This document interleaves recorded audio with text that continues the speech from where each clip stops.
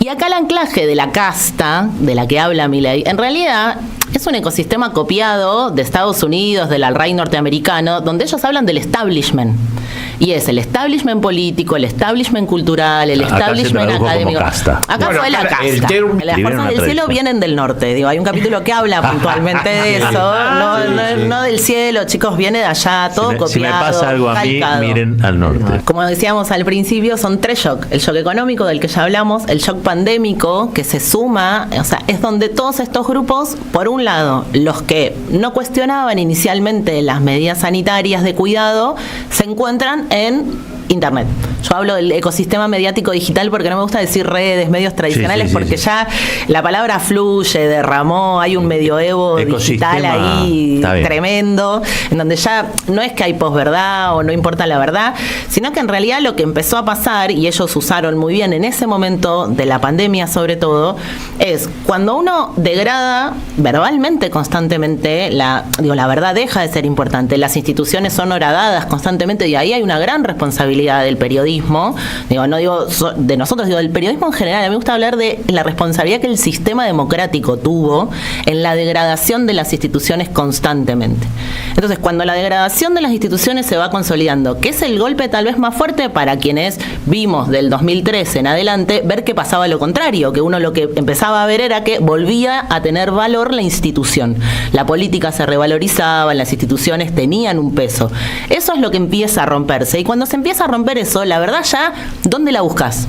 Porque hay pactos y consensos de que la verdad está en determinados lugares. ¿Por qué aparecen los terraplanistas? Porque la ciencia tampoco deja de importar. O sea, es contra todo que van. Y acá el anclaje de la casta, de la que habla Milei, en realidad es un ecosistema copiado de Estados Unidos, del alt-right norteamericano, donde ellos hablan del establishment.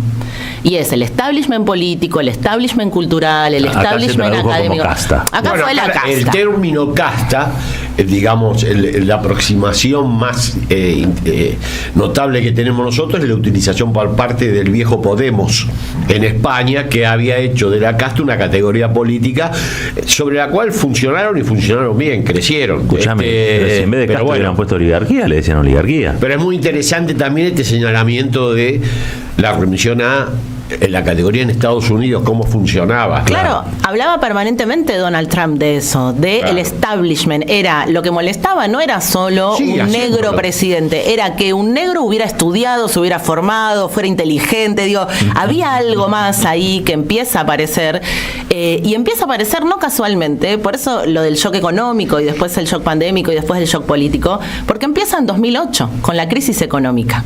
Y volvemos a esta idea de que es la desigualdad la que genera la violencia. Porque el alt-right norteamericano es paralelo, o sea, es resultado de la crisis económica. Claro, que el sistema democrático no supo resolver, o resolvió mal, o le faltó, o no dio abasto. Y ahí la derecha reconfiguró. Hay un libro de Naomi Klein, cuando gana Trump, muy interesante, que dice, decir no basta. Porque ella lo que planteaba era, ojo con abroquelarnos a defender lo que queda y no seguir avanzando. Porque ellos vinieron porque avanzamos. Y ellos están defendiendo sus privilegios. Entonces no nos quedemos defendiendo los privilegios y ataquemos, decía ella, cuando recién asume Donald Trump frente a la situación que se daba en Estados Unidos. En ese momento pandémico se encuentran, por un lado, entonces, en el ecosistema mediático digital, y un grupo comienza a salir a la calle. Y ahí aparece la figura de Dana, Ciccarelli, la propia Lemoine está en ese lugar, aparecen estos grupos como Nueva Centraderecha. Y a mí me llamaba mucho la atención de esas manifestaciones, volviendo, a la responsabilidad que tuvimos los trabajadores de prensa, los comunicadores, que aparecían banderas de Gatzen. Esas banderas amarillas con la serpiente. Y uno dice, ¿qué hace un pibe ¿Qué es la en bandera Argentina? De Gatzen? Es una bandera asociada a las luchas de independencia. Exacto, es la banderita amarilla que aparece mucho, que es el símbolo de los libertarios, que tiene que ver con las luchas de los esclavos en su momento, y esta idea de la serpiente cascabel que ayudó, es un mito, que ayudó a un grupo a rebelarse. Y estas luchas que tienen el sur y el norte norteamericano, y es una bandera que aparece, de hecho, con el alt-right. Yo decía, ¿qué hace que un pibe en la República Argentina levante? Y no era uno, eran varios. Y las remeras aparecían y los barbijos aparecían con la serpiente.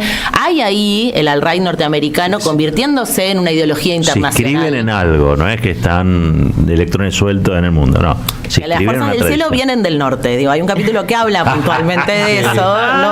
No del cielo, chicos, viene de allá, todo copiado. Si me pasa algo a mí, miren al norte. Todo lo que estás diciendo permite entender claramente el escenario político. Es indispensable tener los anteojos de este libro para entender qué es lo que pasa cuando, por ejemplo, ahora vemos internas o cosas que nosotros reflexionamos o interpretamos como internas, pero que, bueno, tienen que ver con el surgimiento, como la estructuración, ¿no?, de toda esta corriente.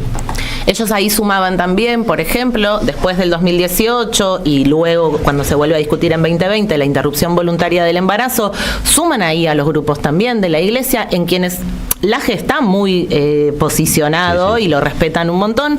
De hecho, ya en ese momento hacían Zoom y stream con el padre Olivera. Olivera Rabasi. Exactamente. De hecho, hoy hay discusiones entre esos grupos en donde Márquez, Laje defienden al padre Olivera y le dicen a los tibios que se quieren despegar de él que no sean tibios. O sea, empieza a aparecer esa tensión hacia esa discusión es la que el miércoles por eso, claro, se dio en la Cámara de Diputados. Hay que leer este libro. Sí, yo creo que es un libro. De hecho, le vas a tener que poner un anexo ya mismo, porque lo de Lourdes Arrieta de anteanoche, mostrando offshore que financiarían, está directamente relacionado con lo que vos decías que viene del norte, ¿no? Sí, yo ahí... en ese momento, digo, y tiene que ver con eso un poco, Marcos, después viene el shock político, que es ni más ni menos que el intento de atentado, de matar a la vicepresidenta. Si el sistema democrático no resuelve eso, era inevitable que Milei fuese presidente. Así es. Para mí no hay forma de no entender eso y no lo dicen y siguen creyendo que la culpa es de Cristina, del gobierno anterior. Digo, si nosotros volvemos a pensar en esos tres momentos, ¿no? El shock económico, Fondo Monetario Internacional, el shock pandémico, lo que implicó en términos de la sociedad, los cambios estructurales que eso implica, el daño psicológico que le produjo a muchas personas, el dolor que produjo haber perdido familiares, y en vez de haberlo convivido, o sea, que pareció al principio, ¿no?, que íbamos por ahí. Sí. Estos grupos fomentaron que responsabilizáramos al otro de algo que le estaba pasando al mundo. O sea, se enojaban con el vecino, ellos en la calle señalaban culpables, cuando era algo que le estaba pasando al mundo entero, y ahí aparece toda esta agenda antiglobalista, en contra de la Organización Mundial de la Salud. Por eso digo, ideas de afuera. Tampoco ayudó mucho la foto de Alberto, discúlpame, te lo digo. No, pero empieza antes de la foto de Alberto. Las manifestaciones de ellos en contra del cuidado, porque eso en todo caso lo podemos discutir años. Las movilizaciones eran en contra de las medidas de cuidado. Milei estaba al aire. Milei tenía un programa radial que se llamaba Demoliendo Mitos. La última emisión que él hace al aire presencial es el 19 de marzo del 2020. Y él se dedica todo el programa, Roberto, a hablar en contra del Estado y además a insultar, a decir barbaridades como hace habitualmente, pero en un momento pone el ejemplo de la fiebre amarilla y dice que en Buenos Aires la fiebre amarilla se había resuelto no con Estado, sino que había hombres poderosos, comerciantes con dinero que habían resuelto el problema.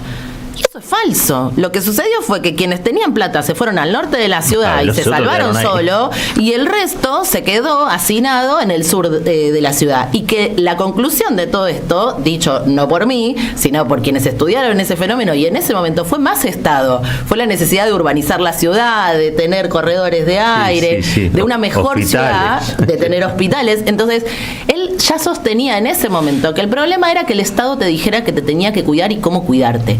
Lo otro refuerza un discurso que ya estaba instalado a través del rencor incluso.